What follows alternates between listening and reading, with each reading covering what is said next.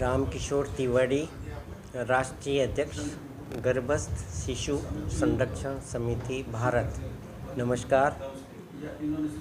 हम गर्भस्थ शिशु संरक्षण समिति के साधक लोग हैं। हमारी एक ऐसी विलक्षण संस्था है जो कि संत महात्माओं के सत प्रेरणा से, उनकी आज्ञा से हम पिछले 25 वर्षों से इस संस्था के अंदर हम जो है एक जन जागरण अभियान भ्रूण हत्या के विरोध में, गर्भपात के विरोध में हम चलाते आए हैं। हमारी एक सामाजिक मान्यता है कि कानून के द्वारा किसी भी सामाजिक बुराई को अंकुशित तो किया जा सकता है, परंतु उसका यदि उन्मूलन करना है तो समाज की सोच को बदलना जरूरी है, समाज की मानसिकता को बदलना जरूरी है। वह हम पिछले 25 साल से करते आए। माननीय प्रधानमंत्री जी ने जो बेटी बचाओ बेटी पढ़ाओ अभियान की शुरुआत की, निश्चित ही उसका आगाज़ बहुत शुभ है, परंतु सरकार की हमेशा दोहरी नीति रही है। एक तरफ PCPNDT एक्ट को सख्त कानून बना करके सोनोग्राफी सेंटरों को बिल्कुल बाध्य किया गया है कि वे किसी भी प्रकार से सेक्स डिटरमिनेशन ना करें, और निश्चित ही उसके शुभ परिणाम हमारे को देखने में मिल रहे हैं।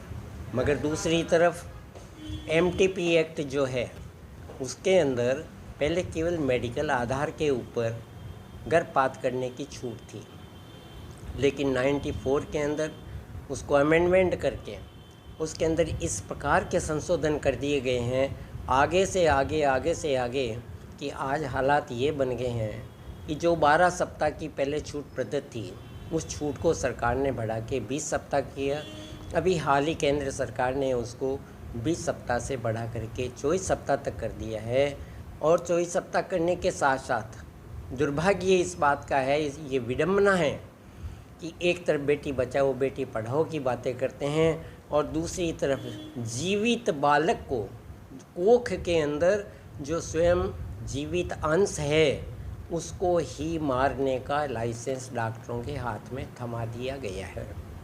यह कह कर के कि परिवार नियोजन के लिए जो उन्होंने नाना प्रकार के साधन अपनाए थे, प्रकल्प किए थे, वो फेल हो गए और उसकी वजह से हमारी कोख के अंदर अनवांटेड चाइल्ड आ गया है जिसको हम जन्म लेना नहीं चाहते। दंपति जब ये बात स्वीकार करके डॉक्टर के सम्मत फार्म पर साइन कर देता है तो उस डॉक्टर को 6 महीने के संपूर्ण जीवित बालक को समाप्त करने का अधिकार मिल जाता है। अतः ऐसे में बेटी बचाओ बेटी पढ़ाओ अभियान की सफलता बिल्कुल ही शंकापूर्ण है। नहीं लगता कि ये अभियान जो है अपनी गति प्रदान करते हुए सफलता को प्राप्त कर सकेगा। ये बड़ा भारी महापाप है। एक जीवित प्राणी के 6 महीने का बालक जो होता है बिल्कुल जीवित प्राणी होता है, निर्दोष होता है, उसका कोई कसूर नहीं होता है, और स्वयं माँ बाप के द्वारा डॉक्टरों के पास में जाकर के, उस डॉक्टर के पास में जाकर के जिस डॉक्टर को डिग्री देते समय ये शपथ दिलाई जाती है कि मैं जीवन को बचाने के लिए अंतिम समय तक प्रयास करूँगा, आज चंद चांदी के टुकड़ों के खातिर रुपए के लालच में वही डॉक्टर अपनी प्रतिज्ञा भूलकर अपनी शपथ को भुला करके जीवन बचाने की जगह पर जीवन को समाप्त करने के कृत्य में लगा हुआ है।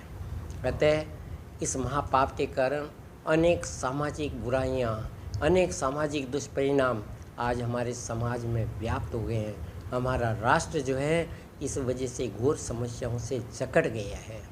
अतः हमारा संस्था का, हमारे साधकों का, सभी संस्थाओं का मिलकर के ये प्रयास रहता है कि हम अधिकाधिक जन जागृति अभियान चलाएं, जन जागृति के कार्यक्रम करें और उन कार्यक्रमों के माध्यम से हम समाज की सोच को बदलें, हम समाज की मानसिकता को बदलें, तभी जाकर के ये जो बुराई है इसको अंकुशित किया जा सके। तिवारी साहब, लिंग जांच की बात करें तो पहले तो अमूमन अल्ट्रासाउंड केंद्रों पर इस तरह की जांच के मामले, अब पिछले दिनों तंबू लगाकर भी इस तरह के आयुर्वेदिक जो डॉक्टर होते हैं वो इस तरह के गिरोह में शामिल हो रहे हैं। क्या कहना चाहेंगे? कैसे? बिल्कुल सही फरमाया आपने।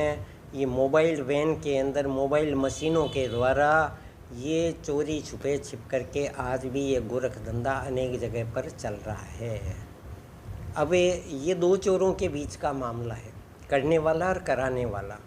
इसलिए इसके ऊपर तो जब तक हम स्वयं समझदार नहीं होंगे, जब तक परिवार के लोग, नवदंपति लोग स्वयं समझदार नहीं अपनाएंगे, तब तक इसको रोकना बड़ा मुश्किल है। आज बड़ा खुशी का विषय है, अभी हमारे बीच में गर्भ शिशु संस्था के राष्ट्रीय अध्यक्ष श्री रामकिशोर जी तिवारी कटारिया जी और उनके साथी सिरसा में जोधपुर कार्यक्रम के लिए राष्ट्रीय सम्मेलन के लिए निमंत्रण लेने आए हैं। और ये गर्भपात पर जो भी समाज में हो रहा है उसके ऊपर अपने विचार देने के लिए आज समय निकालकर पूरे भारतवर्ष में ये संदेश दे रहे हैं भी गर्भपात एक महापाप है।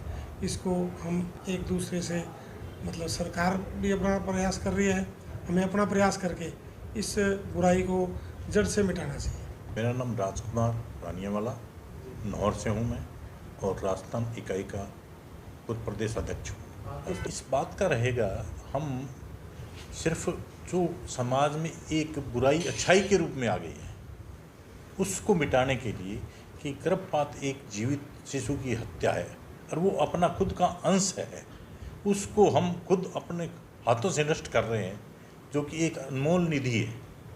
गर्भ में जो बच्चा आ रहा है, हम भी एक दिन उसी गर्भ से आए हैं, और अगर हमें उस समय मार दिया जाता, अबॉर्शन करा दिया जाता, तो हम आज यहाँ थोड़ी होते। आज जितनी भी महाशक्तियाँ हैं, जितने भी अच्छे महापुरुष हैं, वो कहाँ से आए?